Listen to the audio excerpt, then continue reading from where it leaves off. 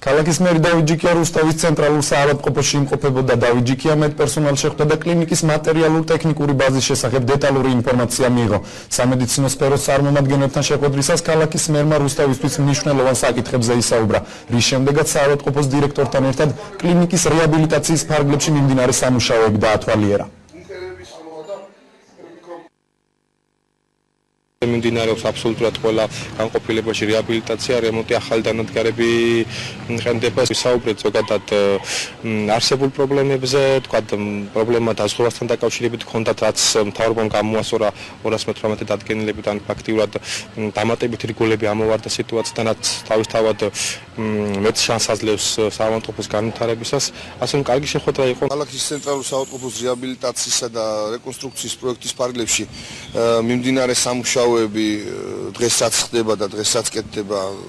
ქალაქის მერთან ერთად დავათვალიერეთ, გავიარეთ თავიდან ბოლომდე წყლის, ელექტროენერგიისა და გათბობის სისტემების ჩათვლით, უწყვეტობასთან დაკავშირებული პრობლემებიც გავიარეთ და ის საკითხები, რომელიც შესაძლოა ჩვენს წინაშე დადგეს პრობლემის სახით და შეგვიძლია ყველა საკითხის დროულად და სწრაფად გადაწყვეტას.